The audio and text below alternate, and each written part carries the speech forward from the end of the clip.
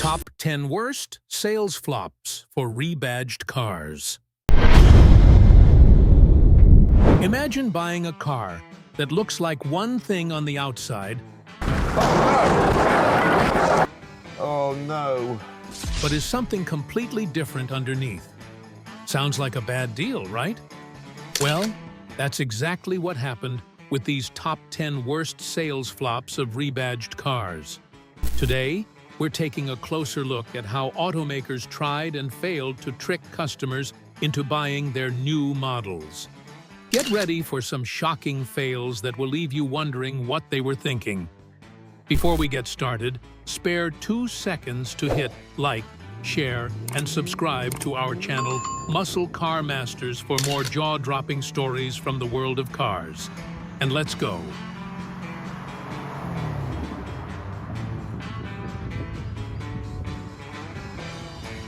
Isuzu Ascender and Saab 97X. Now, let's start with one of the 10 biggest sales flops on the list, the GMT 360 platform. It all started back in 2002 with the Chevrolet Trailblazer, a mid-size SUV that promised a lot 270 horsepower, rugged looks, and impressive towing capacity. GM was eager to capitalize on the SUV boom, but instead of reinventing the wheel, they did something a bit lazy. Over the next few years, they simply rebadged this same model across multiple brands, the GMC Envoy, Buick Rainier, and even the Oldsmobile Bravada. What is the issue here?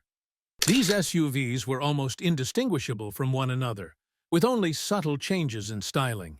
Sure, they might have had different grilles or badges, but underneath, they were all riding on the same platform. The result? Customers saw little reason to choose one over the other. While the Trailblazer had a solid fan base, the rebranded versions felt like an afterthought, with many buyers questioning why they should pay a premium for a car that was essentially the same as its cheaper counterpart. GM's GMT 360 platform, intended to save costs by being used across multiple brands, ended up being a prime example of the pitfalls of badge engineering.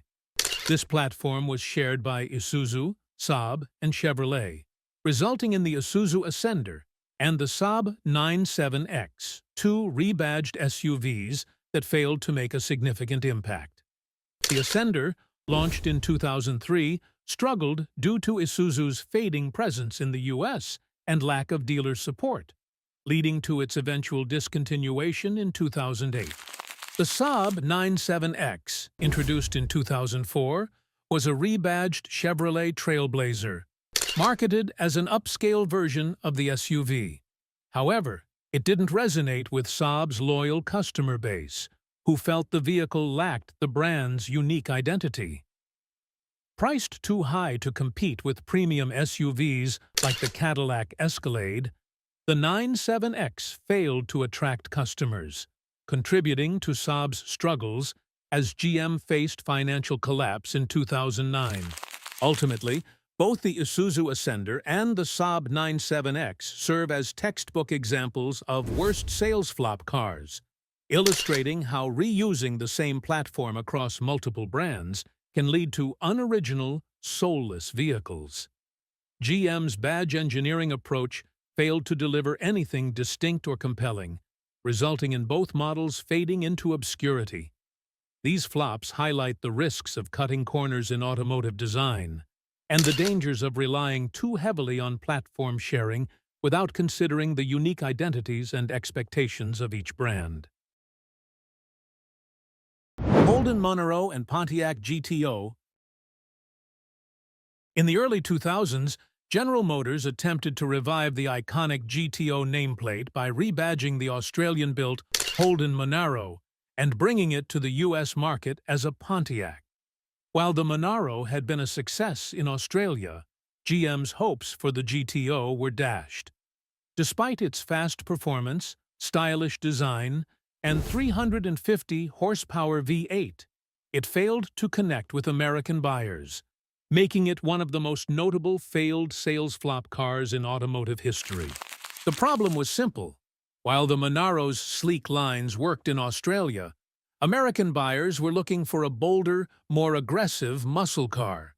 Despite Pontiac's tweaks in 2005, including hood scoops and an upgraded LS2 engine, the GTO still didn't capture the attention of U.S. enthusiasts.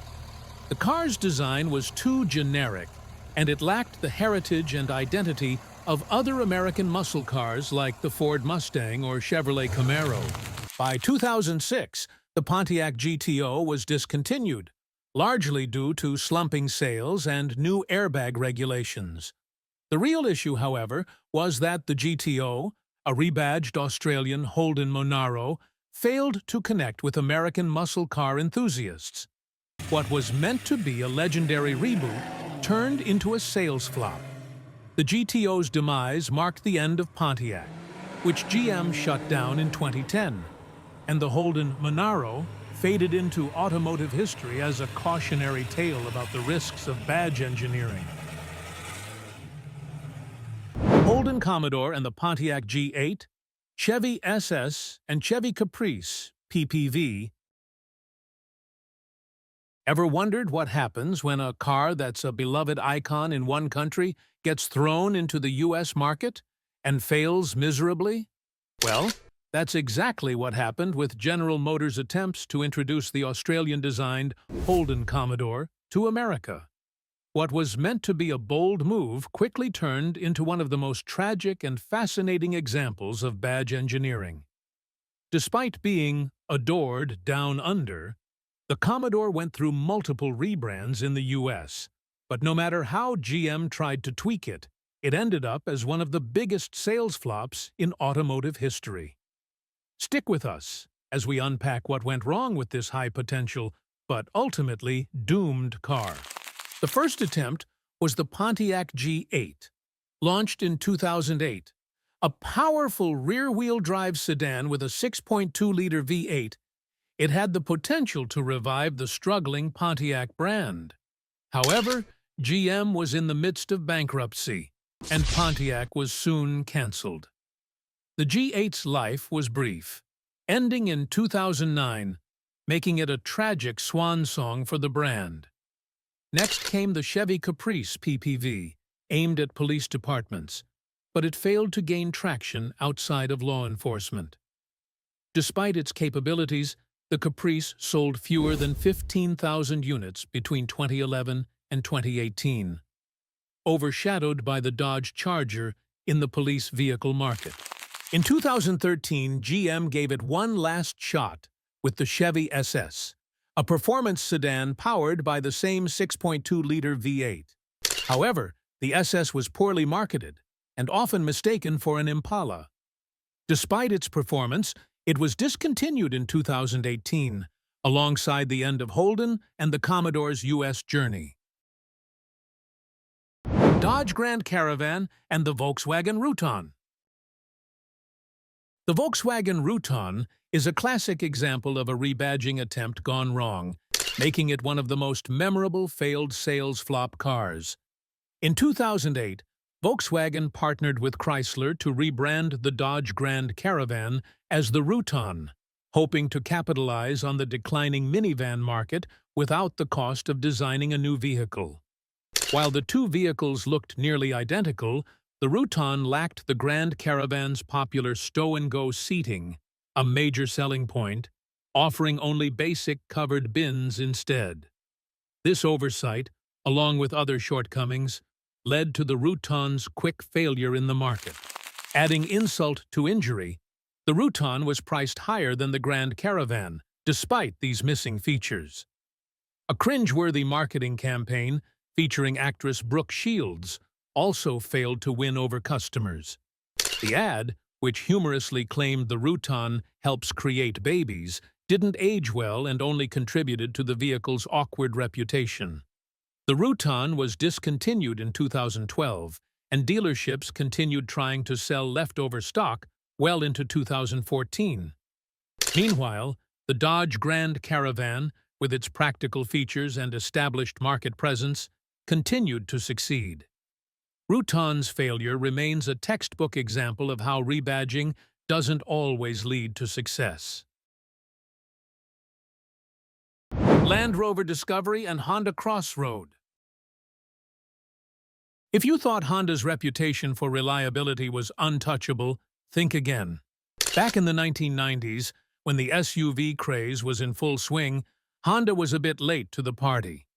While competitors like Toyota and Nissan quickly rolled out popular off-road models, Honda was missing a rugged SUV in its lineup.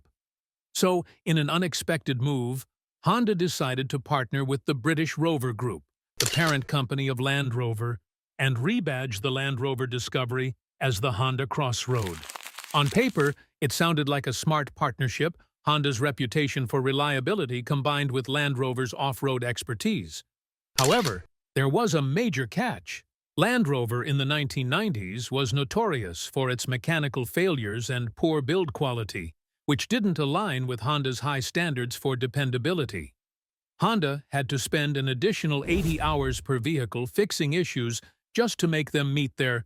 The Honda Crossroad, a rebadged Land Rover Discovery, struggled from the start due to high standards and a marketing misstep, hinting it was overpriced. After Land Rover was acquired by BMW, Honda considered ending the partnership. Discontinued in 1998, the Crossroad failed to carve a niche in the competitive SUV market, becoming another sales flop. Chrysler 300 and Lancia Thema. The Lancia Thema's failure is a prime example of how even a well-established model like the Chrysler 300 can stumble when rebadged for a foreign market without understanding local preferences. While the Chrysler 300 carved a strong niche in the US with its bold styling and imposing presence, those same features didn't resonate with European buyers, who typically favor more refined and understated luxury sedans. Lancia, once known for its sophisticated engineering, was attempting a comeback, but the Thema didn't live up to those lofty expectations. The Lancia Thema was essentially a European version of the Chrysler 300, but it lacked the luxury appeal to compete with German rivals, struggling in a market dominated by German luxury sedans. Its failure to adapt to European tastes, such as the absence of a diesel engine, highlighted its shortcomings and made it feel out of touch. In the end, the Lancia Thema faded into obscurity. Launched in 2011 with a starting price of around €35,000, it aimed to rival German luxury sedans.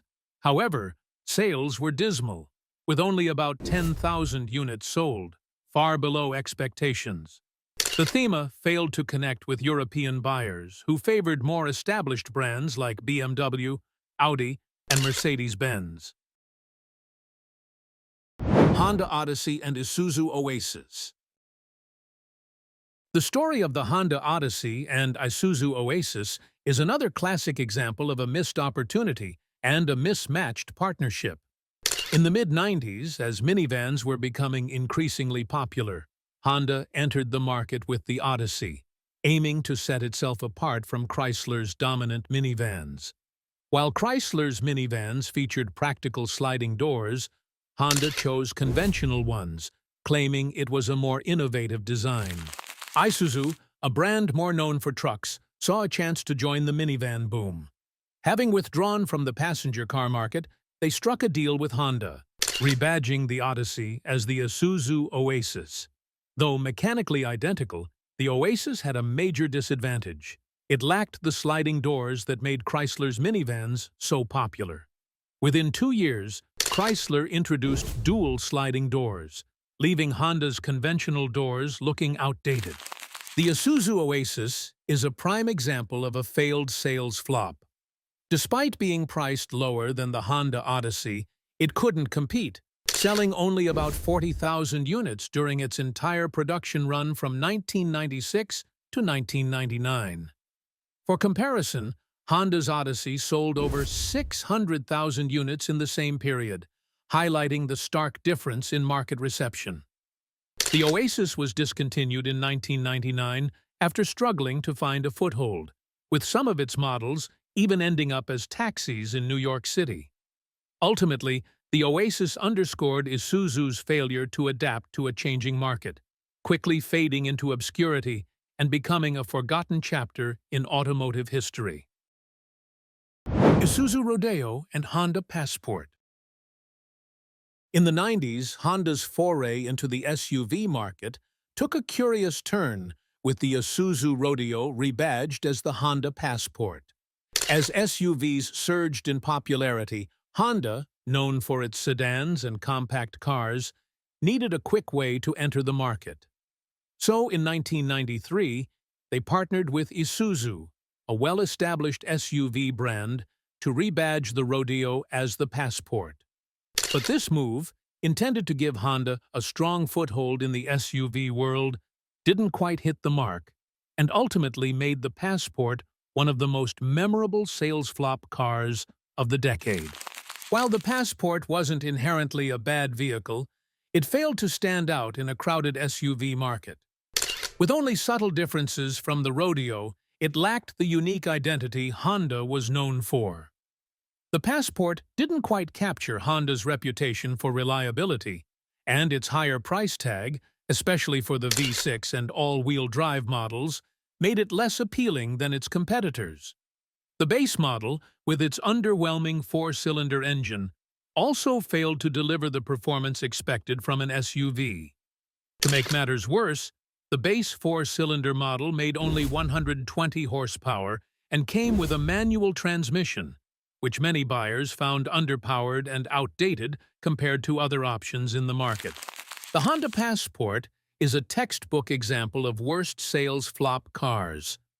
Although it lasted 2 generations until 2002, it was quickly overshadowed by the more successful CR-V.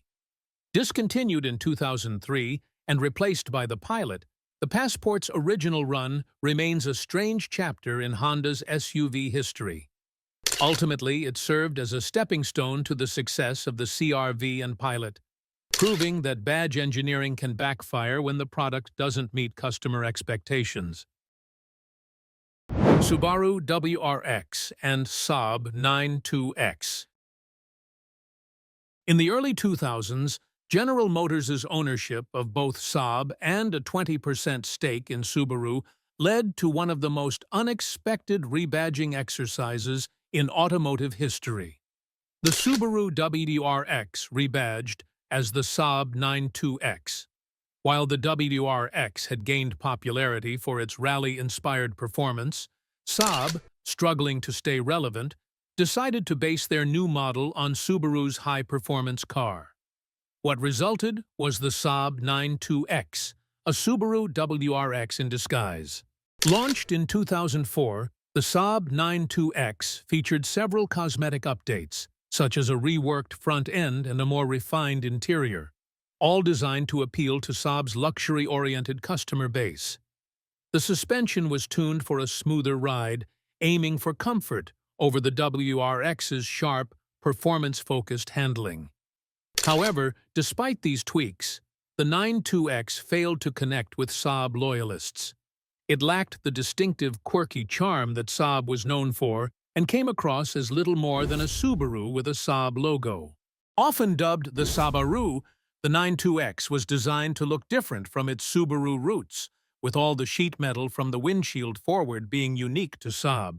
But this wasn't enough to make it stand out. The car ultimately struggled with its identity, and sales fell flat as it couldn't shake the feeling of being a rebadged Subaru.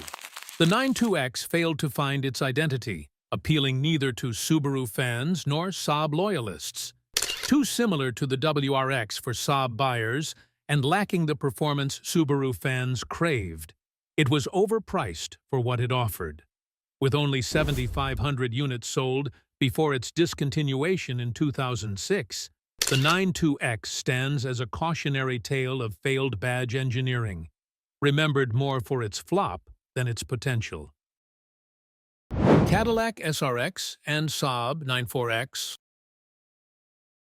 The Saab 94X, a rebadged Cadillac SRX, stands as one of the worst sales flop cars in automotive history, marking the tragic end of an era for the Swedish brand.